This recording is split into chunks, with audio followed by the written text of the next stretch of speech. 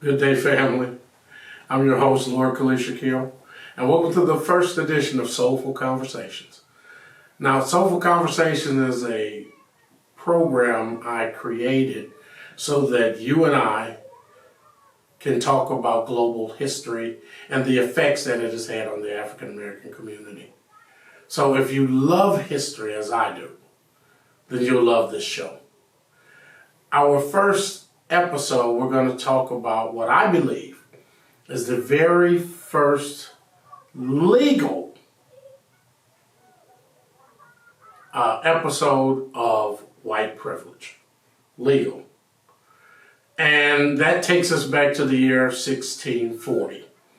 Now, for those of you who do not know, there's a black gentleman named John Punch who was brought over to the Americas to work as an indentured servant for a gentleman named Hugh Gwynn. John Punch came over to the Americas with two white guys, one named John, one named Victor. And together, the three of them worked a 7-year agreement each with Hugh Gwynn to pay off their debt for bringing them to the Americas. And hopefully you're able to save some money so that when you get your walking papers, you can start your own farm, your own land, and you too can chase the American dream, life, liberty, and the pursuit of happiness. But there's a problem. After 3 years of working with Hugh Gwynn, these three men decided he was a tyrant.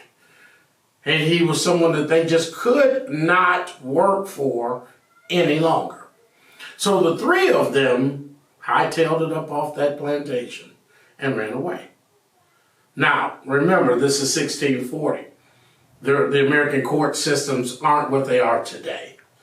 It was white men, landowners, protecting one another's property. So together they hired what became later on as slave chasers, slave catchers, that evolved into what we know as the American police system today. Well, they caught these three gentlemen. They brought them back. And they had to face the local magistrate, who also is a white slave owner. So he comes into this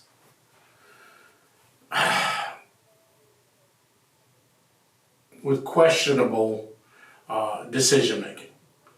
So the first person they bring in is Victor. And they ask the justice, are you guilty of this?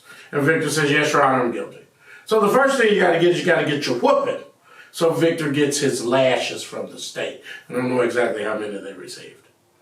Then Victor comes back and the judge says, for violating the contract, remember this is a contract with Mr. Hugh Gwynn and the state of Virginia, I am going to restart your time.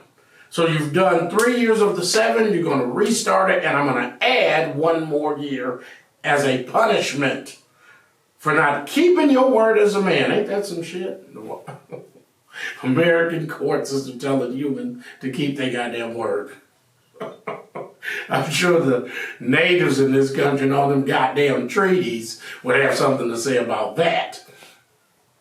So next, they bring in the white guy, John, and they ask him, are you guilty of this? And he says, yes, Your Honor, I am. So you got to get your whooping. So John gets his lashes. When he comes back, the judge says, I'm going to start your contract over at 7 years, and I'm going to add 1 more year for running away.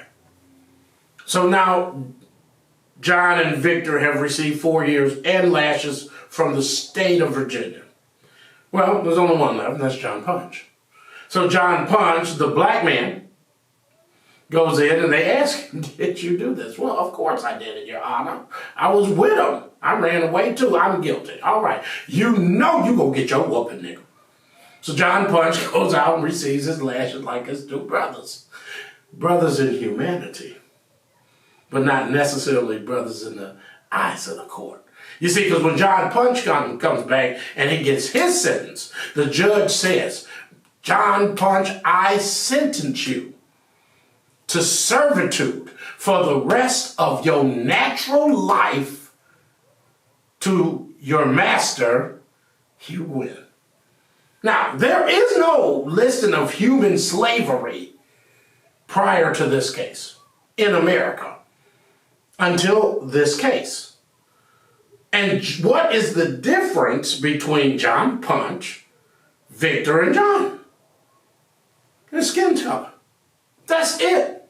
So the courts, the magistrate, at least the magistrate of Virginia courts, does not see John Punch as equal to two white runaways.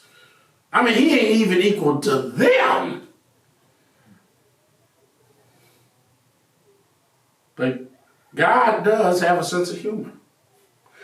You see, because of DNA testing, we now know that Barack Obama, the first president of the black president of the United States, is like the 11th great-grandson of John Punch.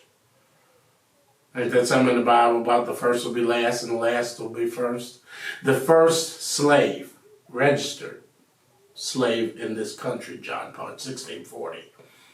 Descendant becomes the first black president of this nation.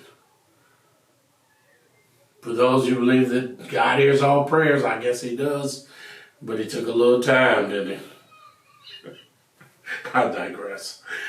Family, this is a story about white privilege. And some of our brothers, our white brothers today, don't believe it, don't understand it. So tell them the story of John Punch. Tell them the story of Victor, his runaway buddy. And tell them of the sentencing that happened. And then look at sentences all across this country today where black men and white men commit the exact same crime and the black man receives a much deeper punishment. It is documented throughout the history of this nation, and until we fix our court system to truly see each one of us as equal, we will continue to have problems between black folk and white folk, black folk and the police, black folk and corporate America, black folk and black folk. So that was the story of John Punch. It's in my book, White Privilege, Black Outrage. I'll show you how you can pick up a copy of that book at the end of this. But once again, thank you for tuning in. Hope you tune in for our next show. I'm Caliph Shaquel, and I'm out.